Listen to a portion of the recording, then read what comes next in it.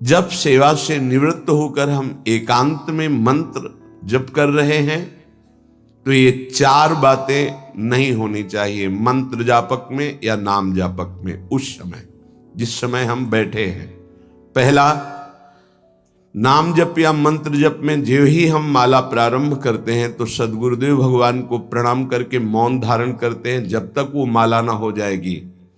अत्यंत आवश्यक होने पर भी माला पूरी ही करनी है, तब बात करनी है। मंत्र जाप में ये नियम होना चाहिए। अगर ऐसा नहीं है तो फिर माला पुनः आपको प्रारंभ करनी पड़ेगी, उसे पूरा करने। बीच में रोक कर बात करके फिर आगे ये नहीं चलेगा, ये दोष माना जाता है। माला पूरी होने तक वार्ता नहीं हो सकती। बोलना बीच में, पहला दोष। दूसरा, इधर उधर देख ऐसे माला जपने की, मेरुदंड सीधी, नासाग्र दृष्टि ऐसे। जिसे नींद आने की संभावना है वो आंख मूंद के भजन करने मत बैठे। नहीं, कंबल या शाल ओढ़ा, आंख मूंछ ली तो माला छूट जाएगी और आपका समय व्यतीत हो जाएगा नींद में। ऐसा प्राय होता है। कठोर आसनों पे बैठ करके नींद ना आवे इसलिए नासाग्र दृष्टि रख के जप किया जाता है। उस मंत्र का ध्यान करते हुए आंख खुली हुई, बार बार पलक झपकना ऐसे ऐसे, ये नहीं, नासाग्र दृष्टि रखते हुए मंत्र जप करते हुए बोलना नहीं। जैसे 11 माला का नियम दिया है गुरु मंत्र का, तो जिनकी विशेष विशेष सेवाएं हैं, जब आपको समय मिले, जितना मिले अधिक से अधिक आप मंत्र जाप करें। जब आप आसन पे बैठकर मंत्र जाप कर रहे हैं तो बोलना नहीं है, माला पूरी होने पर ही बात करें अगर कोई अत्यंत आवश्यक है। दूसरा, इधर उधर गर्दन हिलाना, देखना, ये नहीं। मेरुदंड सीधी, आंख खुली हुई, आंख मूंद के नहीं जपना। एक महाभागवत की पत्नी निरंतर भगवदाकार वृत्ति में रहती थी। उनके पति जब पूजा में बैठते तो आंख मूंद करके बैठते, ध्यानस्थ ऐसे। एक बार उन्होंने पूछा, प्रभु आपके आंख मूंदने और आंख खोलने में अंतर पड़ता है क्या? तो उनका पड़ता है। तो बोले आपकी पूजा अधूरी। हम चाहे बाहरी दृष्टि में हो या आंतरिक दृष्टि में हो, एक ही चिंतन होना चाहिए। आंख खुली हो या आंख बंद, तभी सच्चा उपासक है। तीसरा, हिलना मंत्र जाप के समय। ये कीर्तन में हो सकता है, पद गायन में हो सकता है, लेकिन मंत्र जाप के समय हिलना नहीं, ये नहीं। गर्दन घुमाना, बात करना। चौथा, हंसते हुए प्रपंच की वार्ता करना, हंसी मजाक चल रही, बोलना मतलब उत्तर देना। चौथे में जो हंसते हुए प्रपंच वार्ता करना। बैठे कुर्सी में 3 लोग, माला हाथ में, प्रपंच की वार्ता। अपमान कर रहे हो माला का, मंत्र का। आप क्या कर रहे हो? उपहास कर रहे हो। 4 लोग जा रहे हैं, माला सरक रहा है, बातचीत कर रहे। तो माला सरकाने से थोड़ी भगवत प्राप्ति होगी।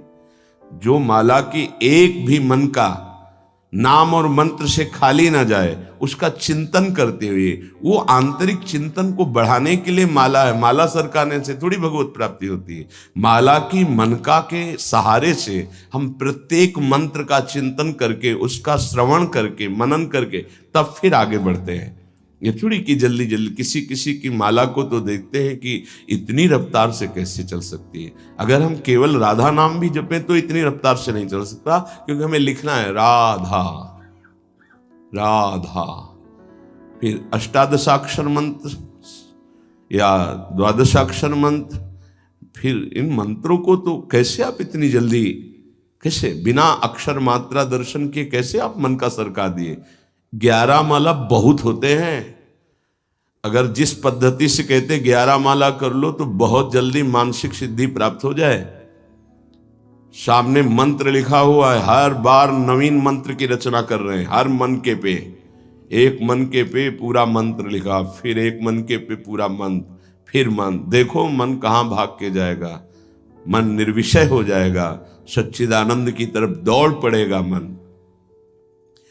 जबकि समय किसी को उत्तर देना, इधर उधर देखना, शरीर को हिलाना, हंसते हुए हंसी मजाक वार्तालाप करना, 4 बातें जब में निषेध है।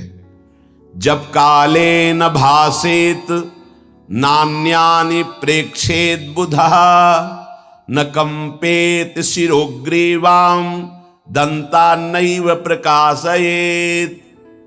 4 बातें। ए हंसी मजाक, 2 साधक चल रहे हैं रास्ते में, माला भी चल रहा है, हंसी मजाक। तुम्हारे पास समय कैसे, तुम्हारा माला कैसे चल रहा है, तुम वार्ता कर रहे हो, हंसी मजाक कर रहे हो, ऐसा नहीं, इतने सिद्ध नहीं हो गए हो। जो शास्त्र जब काले न भाषेत नान्यानि प्रेक्षित बुधा न कंपेत शिरोग्रीवाम दंतान नैव प्रकाशित। माला जपते समय ये ऐसे हिलना डुलना, शांत, हंसी मजाक, न दंतान नैव प्रकाशित, दांत नहीं दिखाई देने चाहिए। गुरु मंत्र के समय तो मुख से वायु भी नहीं निकलनी चाहिए, मुख से।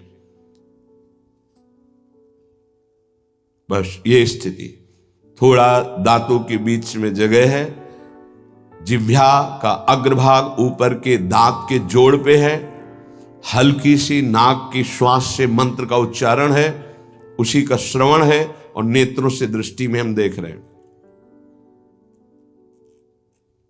भगवदाकार मंत्राकार वृत्ति करनी है। प्रभु के मंगलमय नाम उच्चारण करने से करोड़ करोड़ जन्मों के पापों का नाश होता है, ऐसा शास्त्र और ब्रह्म ऋषियों ने निश्चय किया है। भगवान का नाम उत्तम श्लोक है, पवित्र कीर्ति है। जो नाम जप करता है वो पवित्र कीर्ति वाला हो जाता है, वो उत्तम श्लोक भगवान को प्राप्त कर लेता है, भगवत स्वरूप हो जाता है। इस मार्ग में चलने वाले उपासक से, चाहे वो ज्ञान मार्ग का हो या भक्ति मार्ग का हो, कोई पाप बन जाए तो शास्त्रोक्त प्रायश्चित करने की आवश्यकता नहीं है। जैसे कृच्छ व्रत, चंद्रायण व्रत, बड़े बड़े कठोर व्रत पापों का प्रायश्चित करने के लिए हैं, वो केवल नाम जप, नाम कीर्तन अपना बढ़ावे, उसी से सारे प्रायश्चित हो जाएंगे। जप करने वाले को अन्य प्रायश्चित करने की आवश्यकता नहीं है। जब तक अनंत जन्मों के हमारे पाप हैं, तब तक हमारी नाम में रुचि नहीं होती। ये बहुत ध्यान देने का विषय है कि जब नाम की इतनी महिमा है तो सब लोग नाम में क्यों नहीं लगते? बोले इसलिए नहीं लगते कि इतने पाप हैं कि नाम की तरफ रुचि ही नहीं हो सकती। जैसे कोई कहे कि चीनी चीनी चीनी कहने से तो क्या मुंह में मिठास आ जाएगी क्या? भोजन भोजन भोजन करने से क्या पेट भर जाएगा क्या? तो ऐसे ही कृष्ण कृष्ण राम राम राधा राधा करने से क्या राधा मिल जाएंगे क्या? बड़े तर्क होते हैं ना दिमाग में। वो जड़ वस्तु है, वो न पहले थी न बाद में रहेगी, बीच में भी उसकी सत्ता नहीं है। नासतो विद्यते भाव। और जो भगवान को अधीन कर ले, भगवान से भी महान, जिसकी महिमा स्वयं भगवान नहीं वर्णन कर सकते। कहूं कहां लगी नाम बड़ाई, राम न सके नाम गुण गाई। वो इन भौतिक पदार्थों के नाम जैसा नहीं है, वो सच्चिदानंद है। स्वप्रधानमेव पुरुषोत्तम कीर्तनम पाप प्रध्वंसन हेतु। जो भगवान पुरुषोत्तम का नाम कीर्तन करता है, उसे अन्य साधन करे या न करे, प्रधान साधन नाम जप या नाम कीर्तन उसके सर्वस्व पाप का नाश कर देता है। किसी दूसरे प्रायश्चित के स्पर्श की भी आवश्यकता नहीं है। केवलमेव हरि कीर्तनम कृष्ण पापक्ष हेतु नान्य समुचितम नतरा मन्यांग भूतम। केवल नाम जप नाम कीर्तन संपूर्ण पाप और पाप प्रवृत्ति को विध्वंस कर देता है। अन्य किसी साधन के अंगभूत की आवश्यकता नहीं है।